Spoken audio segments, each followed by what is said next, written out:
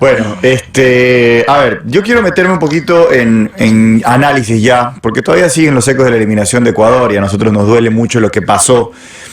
Y ya empiezan los análisis un poco más fríos a esta altura del qué pasó, del por qué no jugó tal, del si hubiera cambiado algo, si hubiera jugado tal o cual jugador, qué va a pasar con el entrenador, si es que renueva el contrato o no. Se habla de una suma importante de dinero que está requiriendo el cuerpo técnico de Gustavo Alfaro para poder renovar. Y esta cantidad no la puede pagar Federación Ecuatoriana de Fútbol. Entonces ya empiezan a barajarse nombres para el próximo director técnico o el próximo cuerpo técnico de Ecuador. En el horizonte, el principal, o el al menos que yo he escuchado más veces, es Miguel Ángel Ramírez, ex técnico de Independiente del Valle, el Inter de Porto Alegre, se fue a la MLS. Suena. No recuerdo a qué equipo se fue, pero estuvo por allá. Y ha sonado con bastante insistencia. Estados Unidos también. Claro, estuvo por ahí en la MLS, no me acuerdo en qué equipo. Earthquakes. ¿Cómo se llama ese equipo? Al San José Earthquakes se fue. Bueno, que se llevó a Jordi Alcibar. No, un ratito. Sí, Un ratito. No recuerdo el equipo. Pero ha sonado con bastante insistencia este nombre para reemplazar, en el caso de tener que hacerlo, al entrenador Gustavo Alfaro, que hoy no se sabe si va a continuar porque él mismo dijo que tiene que tomarse unos días para pensar y reflexionar sobre su decisión.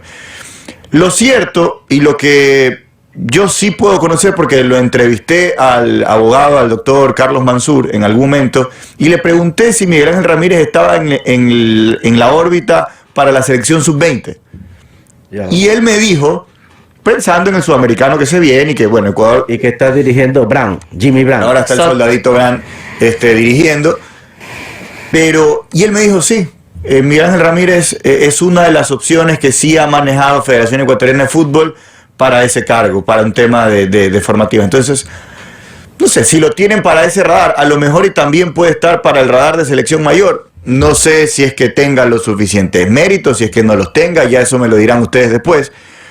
Pero ese entrenador con ese estilo le sentaría bien a una selección como la nuestra, que en teoría y en los papeles es de las chicas y que no tiene que ir a plantearle partidos de golpe a golpe a rivales fuertes, ¿o no, Pato? Mira que yo no tengo en la mente esa clase de técnico. Yo tengo otros, hasta incluso nacional.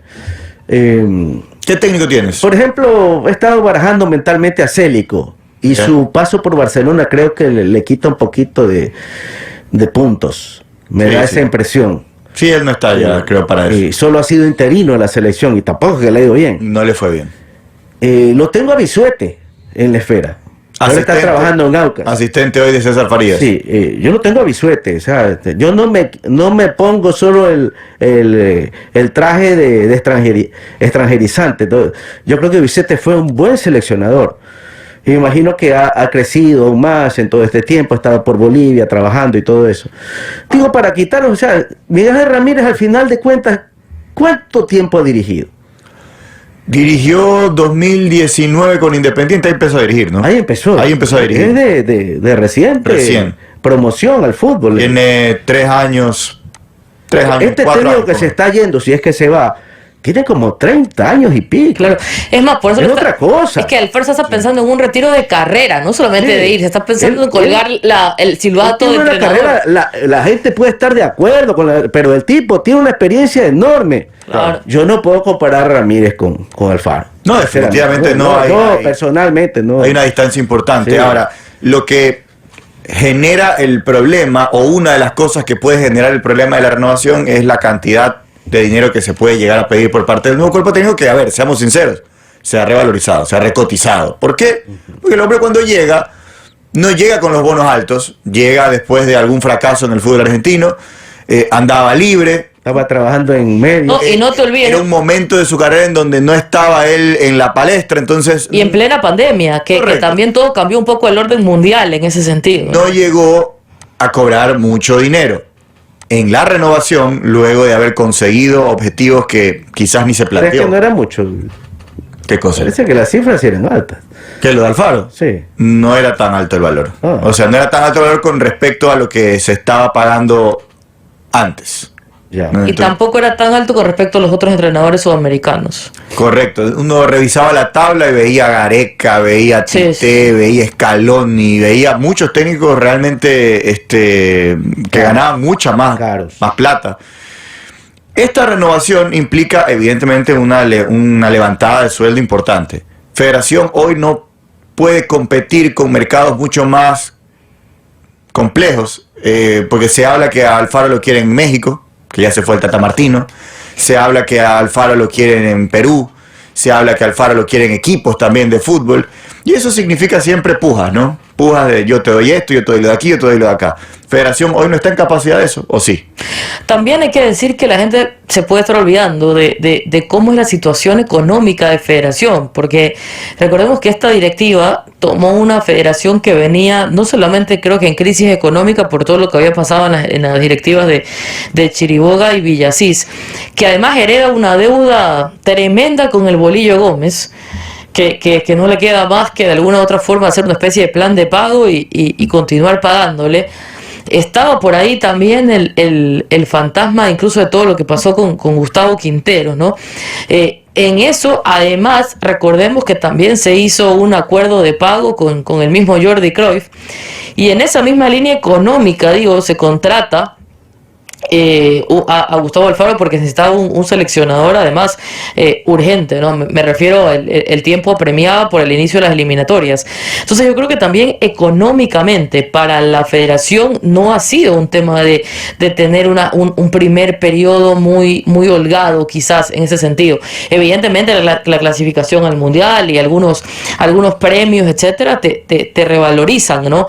Pero también hay que pensar en que hay otros contratos que se siguen pagando, porque eso es una realidad. Así venga el que venga, hay que seguirle pagando al Bolillo y no sé cómo vaya el tema de Jordi Cruyff, si ya se pagó, si es que sigue el tema pagándose, lo mismo lo de Cordón, etcétera. Entonces, creo que también hay que pensar en todo eso. Luego coincido contigo, Carlos, que Alfaro también va a decir, bueno, yo no tengo la culpa de nada de eso, yo cumplí y si puedo negociar, digamos, mi quedada con algo más en el tema económico, evidentemente creo que todos los que estamos aquí lo haríamos, pues, ¿no?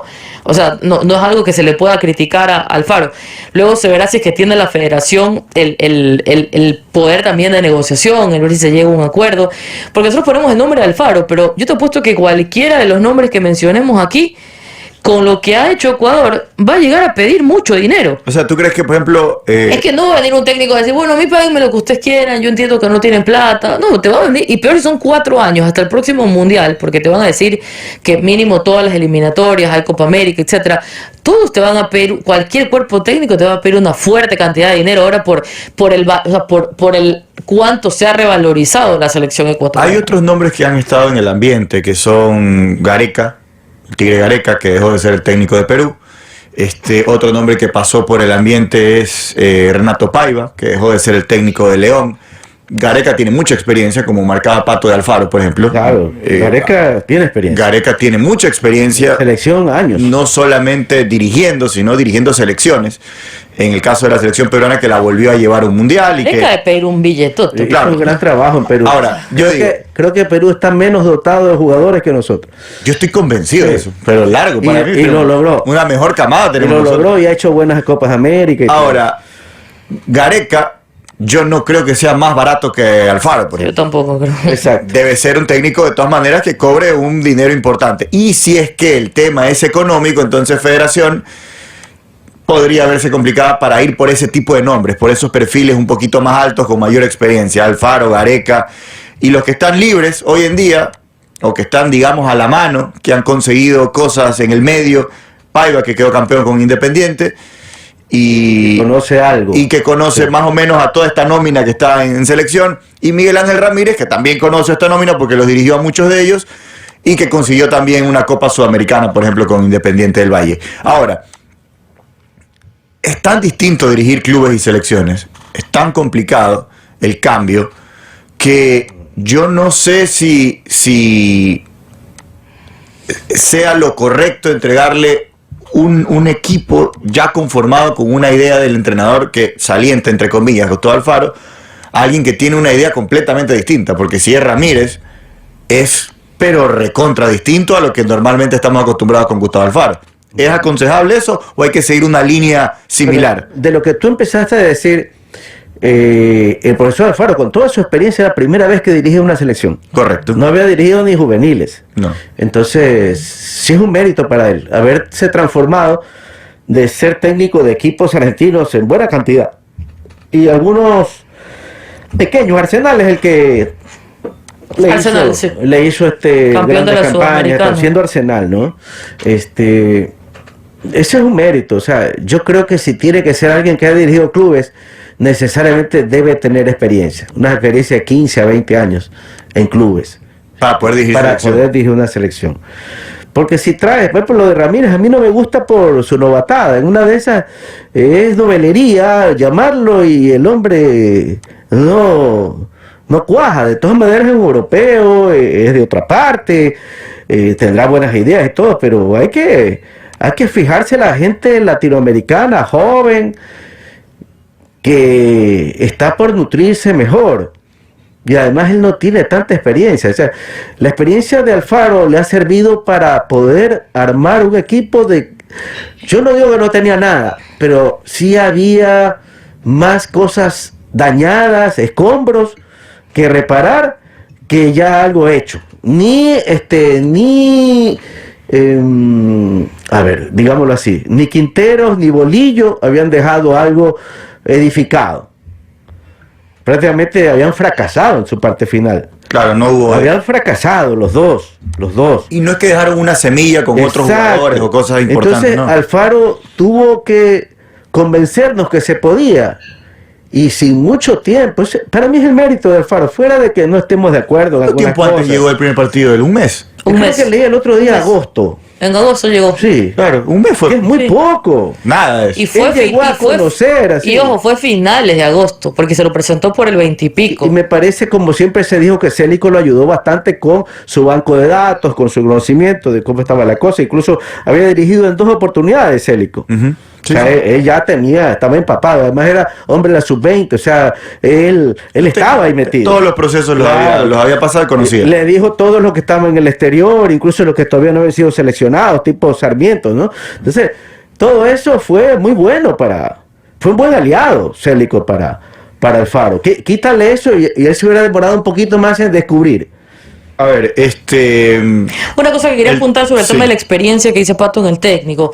Yo creo que cuando uno habla de selecciones, y ya sobre todo selecciones como la nuestra, que, ojo, no estoy diciendo que seamos una potencia en Sudamérica como lo puede ser Brasil, Argentina, Uruguay, pero sí es una selección que se va cada vez revalorizando más y que se ha convertido en un rival a vencer o a bajar de esos lugares de clasificación para Colombia, para Chile, para Perú, para Paraguay. Entonces yo creo que, yo creo que muchas veces, no sé si también Pato, era un poco lo que leía entre líneas, lo que decía, muchas veces nos dejamos llevar a veces por esa nostalgia de lo que algunos técnicos han hecho aquí, en caso de Miguel Ángel Ramírez, que no es nada contra él, a mí me parece primero que es un tipazo. O sea, empecemos por ahí, creo que es un caballero, un tipazo jovencito, además, creo que con lo que logró en Independiente del Valle se ganó un nombre a nivel del fútbol sudamericano, luego podremos discutir, no le fue bien en Brasil, no le fue bien en la MLS, Charlotte estaba. quizás, en el Charlotte, perdón, sí, quizás lo suyo sea más formativas, no lo sé, o sea, el tiempo dirá también, porque insisto, es muy joven y tendrá unos 20 o 30 años para seguir dirigiendo, pero entiendo también el punto del Pato cuando dice que por más que Alfaro no haya dirigido antes a una selección, la trayectoria que tenía Alfaro al haber sido campeón de Sudamericana con Arsenal, al venir, lo que te da dirigir Boca, si sea 3 meses, o sea, ya es un tiempo inconmensurable, ¿no? Y él estuvo un año, entonces tú dices, bueno, no he dirigido una selección, pero habían manejado situaciones de presión probablemente más intensas que en una selección, ¿no? Y el conocimiento futbolístico de 30 años te permite quizás tener este tipo de roce y de conocimiento de los jugadores, que no estoy diciendo que Miguel Ángel Ramírez no lo tenga, pero que el tiempo te hace ganarlo con mayor velocidad, por decirlo de alguna forma.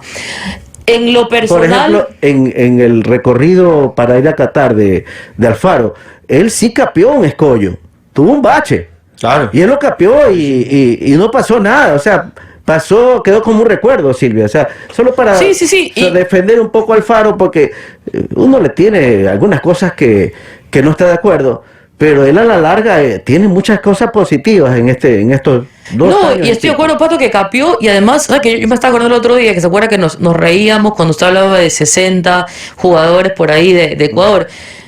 Alfaro llevó en todas sus convocatorias a más de 60 jugadores a observarlos, digamos, a tenerlos. Es que hay jugadores. Lo que pasa es que algunos a veces no dan, pero... No, lo que le digo es que para tú poder tener ese análisis y todo, tienes que tener mucha experiencia y un muy buen equipo de trabajo, porque hay técnicos que hemos tenido antes que nunca han dejado, que habrán convocado máximo 30 jugadores, quizás en un solo momento. Que no dejan el grupito. Exacto, que no dejaron salir de ahí, o sea, para ir buscando esos méritos. Entonces yo creo que el nuevo técnico, y al nivel que hoy están las elecciones, no se elige por nostalgia, o sea, hay criterios para elección. Cuando llegó el mismo Alfaro, la misma federación contó que había revisado X número de carpetas, porque hoy tienes data, hoy tienes analítica, hoy tienes software que te ayudan a medir lo que se ha hecho. O sea, yo insisto, es un gran respeto y admiración que tengo por Miguel Ángel Ramírez, y si él es el elegido en algún momento, lo vamos a apoyar. Pero yo creo que a veces se confunde aquí la nostalgia de, no, es que le fue bien en el club, es que conoce a fulano, es que ni sé qué. Son cosas no medibles al final del día. Yo prefiero tener criterios más medibles al momento de la selección ya final del técnico.